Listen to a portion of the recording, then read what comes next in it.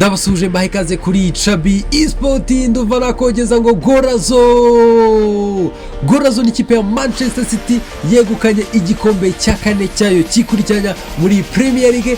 Ni ibintu bitigeze bibaho mu mateka ya shampiyona y'igihugu y'Ubwongereza. N'amateka uyu mugabo w'umutakitisiye w'umwespanyol Akoze muri Premier League bitigeze bibaho. Premier League yaciyemo abagabo bakomeye cyane barimo ba Sir Ferguson, abagabo nka Arsene Wenger, abagabo nka Jose Mourinho de Santos, abagabo ariko ntibigeze bashiraho akagahigo ikipe ya Manchester City ishizeho ko gutwara Premier League enye zikurikiranya. Uyu mugabo akaba amaze gutwara Premier League esheshatu mu myaka 8 ishira 9 amaze muri iki gihugu cy'Ubwongereza. Akaba ari mu bagabo bari kugenda bubaka ibigwi bikomeye cyane muri Premier League. Uyu mugabo yatwaye iki gikombe abigezeho amaze gutsinda ikipe ya West Ham United ibitego 3-1.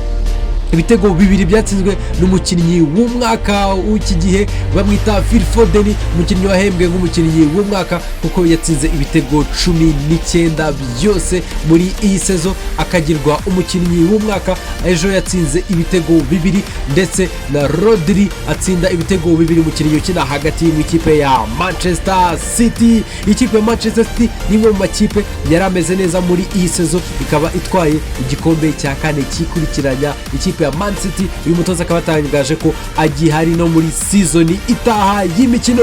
Naho ku rundi ruhande ikipe ya Liverpool yasezeraga ku munyabigwi wabo Jurgen Klop wari waratangaje ko azatandukana n'ikipe. Ibintu yavuze guhera mu kwezi kwa mbere uyu mwaka utangira. Akaba uyu mugabo yasezeraga ku mukino we wa nyuma n'ikipe yiwe ya Liverpool, akaba ngagiye kujya mu cyo bita année sabbatique cyangwa se umwaka wo kugenda kuruhuka no kwitekerezaho ngo n'umuryango we akazagaruka nyuma. Akaba yaramaze gutangaza ko adashobora kuzigera atoza indi kipe mu Bwongereza itari Liverpool ngize ihangana n'ikipe ya Liverpool. Avuga ko akunda ikipe ya Liverpool cyane, ni nawe waje gutangaza biri official ko ikipe ya Liverpool izatozwa n'umugabo witwa Arne Slot, umutoza w'umuholandi uzaza avuye mu ikipe ya Feyenoord Rotterdam, kuko yateye agira ati Arne Slot abwira abafana ngo basubiremo ko ari we mugabo bagiye kuzabana nawe Anfield. Nawe ku ruhande ikipe ya Chelsea Football Club nayo yasezeraga umugabo witwa Thiago Silva mu myugariro w'ikipe, akaba agiye kwerekeza iwabo mu ikipe ya Fluminense mu gihugu cya Brazil, aho yatangiriye umupira we w'amaguru. Uyu mugabo urugendo rwe akaba yaratangaje ko umunsi umwe azagaruka ku kibuga Stamford Bridge ataje gukina, ahubwo hafite izindi nshingano kuko ahakunda. Naho ku rundi ruhande ku kibuga cya Brighton Hove Albion uburyo yatsindaga n'ikipe ya Manchester United ibitego 2-0, umugabo witwa Roberto De Zerbi umutaliyani utoza ikipe nabwo yasezeraga yari match ya nyuma muri Premier League. Uyu mugabo nawe akaba yatandukanye n'ikipe ya Brighton Hove Albion. Tukiri muri Premier League, abakinnyi batatu beza bahawe ibihembo. Umukinnyi Erling Brot Haaland yahawe igihembo cy'umukinnyi watsinze ibitego byinshi bwana bayita Golden Boot. Uyu mugabo akaba ari umwe mu bavuga ko bagize saison mbi bwana, ariko amaze yatsinze ibitego 27 muri Premier League. Naho umukinnyi witwa Ole Watkins ukina ikipe ya Aston Villa rutahizamu wayo akaba yahembwe nk'umukinnyi watanze assist nyinshi, kuko yatanze assist 13 zose.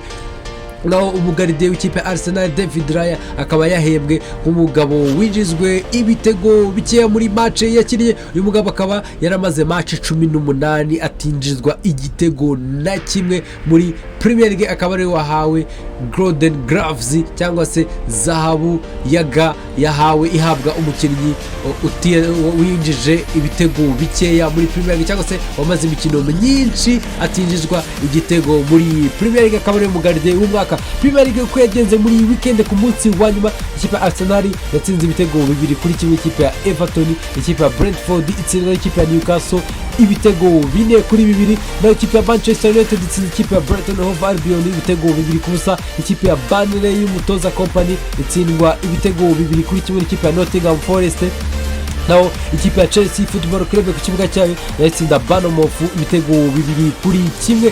Ikipe ya Crystal Palace inyagira ikipe ya Aston Villa ibitego 5-0. Ikipe ya Liverpool yatsindaga ikipe ya Wolverhampton ibitego 2-0. Ikipe ya Luton Town nayo yatsindwaga mu rugo ibitego 4-2 n'ikipe ya Fulham. Ikipe ya Manchester City itsinda 3-1. Premier League ukuri ku rutonde rwa shampiyona rusojwe rwa Premier League, ikipe ya Manchester City iri ku mwanya wa mbere n'amanota 91. Ikipe iri ku mwanya wa kabiri ikipe ya Arsenal n'amanota 89. Bose baranganya ibitego, bari bazigamye ibitego 62. Ku mwanya wa gatatu ikipe ya Liverpool n'amanota 82, ndetse n'ikipe ya Aston Villa ku mwanya wa kane n'amanota 68. na ikipe eshatu zanyuma zamaze kumanuka ikipe ya Sheffield n'amanota 16 n'umwenda w'ibitego 69 byose. Ikipe ya Burnley Company nayo iramanutse n'amanota 28 n'umwenda w'ibitego 37. Ikipe ya Luton Town nayo imanutse ku manota 26 n'umwenda w'ibitego 33. Izi kipe zose uko zimanutse ni nako zazanye muri Premier League, none ni nako zinasubiranyeyo, zose ziramanutse. Ikipe ya Nottingham Forest igarukiye ku kagozi bwana. Naho uru n'urutonde rugaragaza uko abatoza batoje muri Premier League bamaze kwegukana Premier League mu buryo bukurikira. Umutoza Sir Alex Ferguson yegukanye Premier League 13 zose. Umutoza Pep Guardiola ari ku mwanya wa kabiri amaze kwegukana Premier League 6. Umutoza watoje ikipe ya Arsene Wenger yatwaye nawe Premier League 3. Jose Mourinho nawe atwara Premier League 3. Naho abandi bagiye banyuramo ba Carlo Ancelotti, abatoza nk'aba Antonio Conte, abatoza barimo ba Jurgen Klop n'abandi batandukanye bagiye begukana Premier League imwe. Abo nibo batoza batatu bane ba mbere begukanye Premier League zirenze imwe bwana. Mushire ahantu iyi foto ndetse n'iri zina umupeti witwa William Estavo, umunya Brazil w'imyaka 17 gusa, ni tara nshyashya igiye kuza kugaragara ku isi ya siporo muri football muri rusange. Ikipe ya Chelsea n'andi makipe ari kumurwanira uyu mugabo, ariko ikipe ya Chelsea ikaba ari imwe makipe ari imbere cyane mu gusinyisha umupeti. Habura igihe gitoya cyane Chelsea ikaba izamuzana muri iyi sama igiye kuza 2025. Tugaruke ku mugabane wa Afrika, ikipe ya Zamalek, ikipe y'ubukombe yo mu gihugu cya Misiri, ikaba yegukanye igikombe cya CAF Confederation Cup. Yaje gutsinda ikipe ya AS Berkane yo mu gihugu cya Maroc igitego 1-0. Ikipe ikegukana CAF Confederation Cup ku mugabane wa Afrika, akaba ariyo champion ikipe yo mu gihugu cya Egypt. Naho ku rundi ruhande ikipe ya Al Ahly yazaga kunganya ubusa ku busa n'ikipe ya STF yo muri Tunisia n'umukino ubanza wa finali ya Champions League ku mugabane wa Afrika. Mbibutse ku mugabane wa Afrika hakinwa Champions League umukino ubanza ndetse n'umukino wo kwishyura. Rero aba bakategereje kuzakina umukino wo kwishyura. Umukino ubanza banganyije mu Misiri ubusa ku busa, returu izabera muri Tunisia. Now the Invisibles abagabo basoje shampiyona badatsinzwe ikipe ya Bayer Leverkusen yo mu gihugu cy'Ubudage. Ikipe ikina Bundesliga ikaba yaratwaye igikombe nyuma gutsinda ibitego 2-1 igasoza shampiyona idatsinzwe.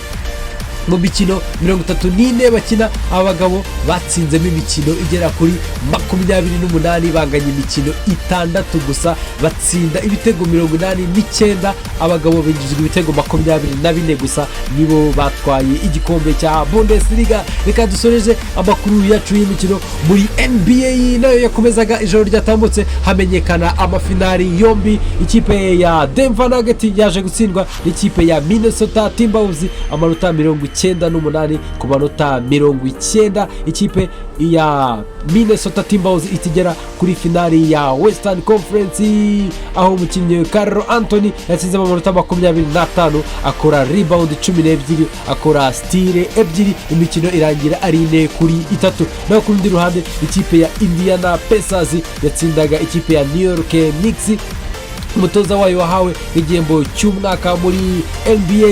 iyi kipe yazaga gutsindwa amanota 130 ku manota 109 yose, nayo igera kuri finali izahura n'ikipe ya Boston muri Eastern Conference Final. umukinnyi Tyrese yatsinzemo amanota 26, akora assist 6, akoramo na rebound 9. mwakoze kudukurikira kuri Chabi Sport, amakuru y'ikino nakagaruka. Shalom shalom.